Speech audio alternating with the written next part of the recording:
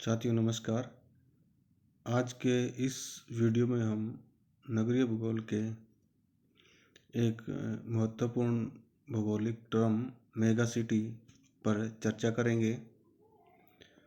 वैसे तो नगरों को वर्गीकृत करने के बहुत से आधार हैं, उनके कार्य, उनका आकार और उनकी जनसंख्या के आकार के आधार पर भी हम बांटते हैं।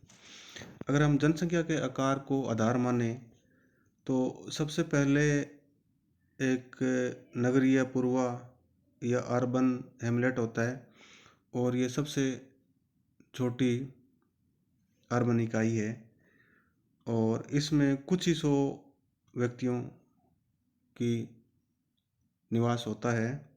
संयुक्त राज्य में 50 से लगा के और लगभग 150 तक जनसंख्या वाले को अर्बन सेटलमेंट को अर्बन हेमलेट या नगरीय पूर्वा कहते हैं।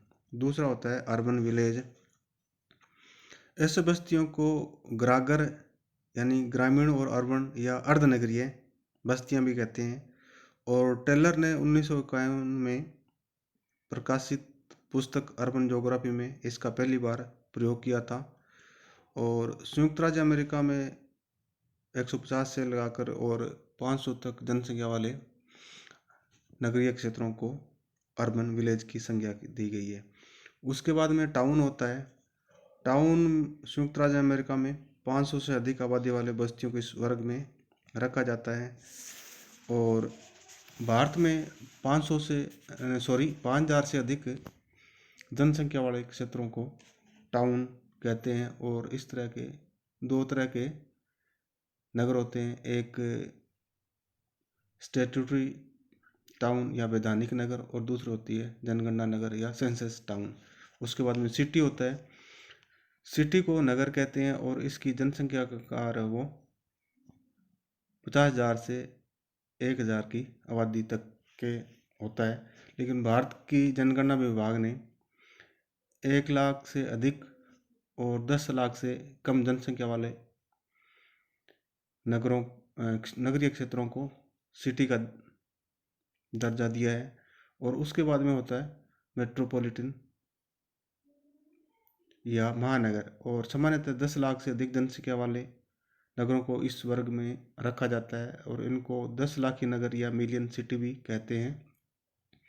उसके बाद में आता है शहर नगर या कोनोर्बेशन। और जब कई नगर आपस में मिलकर उनका ज़्यादा विस्तार होता है तो उनको हम शहर नगर कहते हैं। और सबसे पहले इस शब्द का प्रयोग है वो पैट्रिक गेट्स ने अपने बुक सिटीज़ इन इवोल्यूशन में किया था। और उन्होंने इंग्लैंड के नगरीय क्षेत्रों का अध्ययन किया था। उसके बाद में जो 7वें नंबर का होता है उसको मेगालोपोलिस कहते हैं और इस पर हम एक वीडियो भी बना चुके हैं पूरा विस्तृत। लुइस मम्फर्ड जो अमेरिका के कार्टोग्राफर और भूगोलवेत्ता थे, उन्होंने अपनी पुस्तक द कल्चर ऑफ सिटीज़ में नगरों की उनके विकास के आधार पर 6 अवस्था बताई थी। इयोपोलिस, दूसरी जो है मेट्रोपोलिस, दूसरी पोलिस, तीसरी है वो मेट्रोपोलिस, चौथी है मेगालोपोलिस, पांचवी है पेथालोपोलिस और छठी है नेक्रोपोलिस। इसमें जो 4 अवस्थाएं हैं वहाँ तक नगरों का विकास होता है और पांचवी और छठी है वो उसके पतन की अवस्थाओं के नाम है।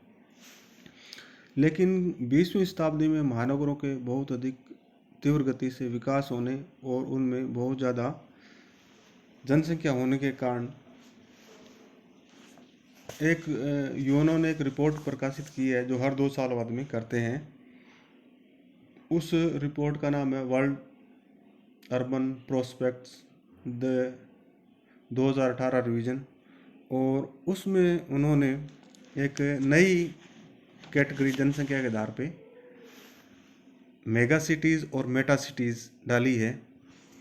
और जो मेटा सिटीज़ है और मेगा सिटीज़ है, उनमें उन्होंने जनसंख्या का जो आकार रखा है वो 10 मिलियन और 20 मिलियन क्रमशः रखा है।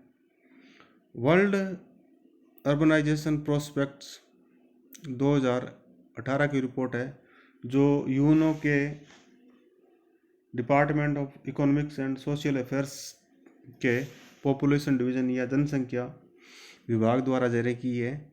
और उन्होंने ये बताया है कि जिन शहरों की जनसंख्या 10 मिलियन यानी 1 करोड़ या इससे अधिक होती है, उनको उन्होंने मेगा सिटी का नाम दिया है। और 2018 में इस रिपोर्ट के अनुसार विश्व में 33 इस तरह की मेगा सिटीज़ थी। और चाइना और इंडिया, जो कि विश्व में सबसे ज़्यादा पॉपुलेशन वाले देश है, उसमें 6 और 5 मेगा सिटीज़ थी। और ब्राज़ील, जापान, पाकिस्तान और यूनाइटेड स्टेट्स ऑफ अमेरिका में 2-2 मेगा सिटीज़ थी। और बाकी की जो बची मेगा सिटीज़ थी वो बाकी के देशों में थी। और जो टोक्यो है वो वर्ल्ड्स की लार्जेस्ट सिटी है और इसकी जो जनसंख्या है वो 37 मिलियन है, यानी 3 करोड़ और 70 लाख के लगभग है। इसके बाद में फिर दिल्ली का नंबर आता है, उसके बाद में फिर शंघाई का, ऐसे ये है। लेकिन इस वीडियो में हम मेटा सिटीज़ पर चर्चा कर रहे हैं। तो 21वीं शताब्दी में जो शहर थे उनकी जनसंख्या वो 20 मिलियन से ज़्यादा होने लगी, यानी 2 करोड़ से ज़्यादा होने लगी।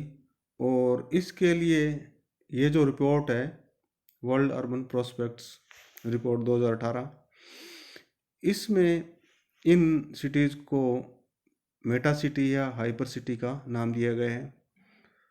और इसके अनुसार ये किन नहीं है, जिन है, जिन शहरों की जनसंख्या 20 मिलियन यानी 2 करोड़ या इससे अधिक है, उनको मेटा सिटी, ये मेटा नहीं है, मेटा है, मेटा सिटी के नाम से पुकारा गया है। ये बुखारा नहीं है, पुकारा गया है। ये टाइपिंग मिस्टेक है, सॉरी इसके लिए। और इसका दूसरा नाम उन्होंने हाइपर सिटी बताया है। अब हम विश्व में इन मेटा सिटीज़ पर चर्चा करेंगे। वैसे तो ये जो मेटा सिटीज़ का कंसेप्ट है वो 21वीं शताब्दी में ज़्यादा पॉपुलर हुआ है, लेकिन जो इसके लिए 20 मिलियन का क्राइटेरिया था वो जापान की राजधानी टोक्यो ने 1960 और 70 के दशक में ही पूरा कर लिया था। और जो जापान की राजधानी टोक्यो है उसको विश्व में पहली मेटा सिटी होने का गौरव हासिल हुआ है। और जो वर्ल्ड अर्बन प्रोस्पेक्ट्स रिपोर्ट है उसमें या उसके अनुसार 2018 में विश्व में जो मेटा सिटीज़ थे वो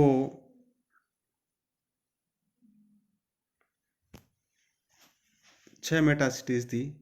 और उसमें जो पहले नंबर पे वो टोक्यो है और इसकी जनसंख्या थी वो 3 करोड़ और 74 लाख यानी 37.4 मिलियन। दूसरे नंबर पे दिल्ली, या दिल्ली का जो एनसीआर एरिया है उसको उन्होंने माना है और इसकी जो जनसंख्या थी वो 28.5 मिलियन यानी 2 करोड़ और 85 लाख। तीसरे नंबर पे था वो चीन का शहर शंघाई था और इसकी जो जनसंख्या 2018 में थी वह है 25.6 मिलियन यानी 2 करोड़ और 56 लाख। चौथे नंबर पे है जो दक्षिणी अमेरिका से शहर है वो साओ पोलो है और इसकी जो जनसंख्या था वो 21.7 मिलियन थी यानी 2 करोड़ और 17 लाख।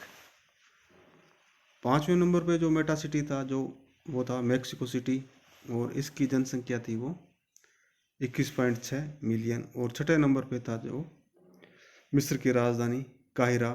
ये अफ्रीका महाद्वीप से सिंगल मेटा सिटी है और इसकी जो जनसंख्या थी वो 20.1 मिलियन यानी 2 करोड़ और 1 लाख थी। इस रिपोर्ट में कुछ प्रोजेक्टेड भी बताए हैं जो कि आगे इस लिस्ट में शामिल होंगे, और वो देश है उसमें क्रम भी चेंज हो जाएगा।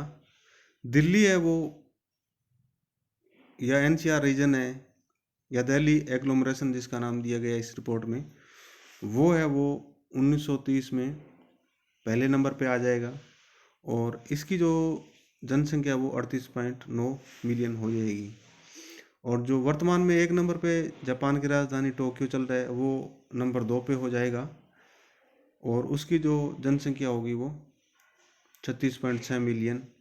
और इस रिपोर्ट में ये भी बताया गया है कि 2020 के बाद में जो टोक्यो है उसकी जो पॉपुलेशन ग्रोथ है शहर की, उसमें डिक्लाइन शुरू हो जाएगा।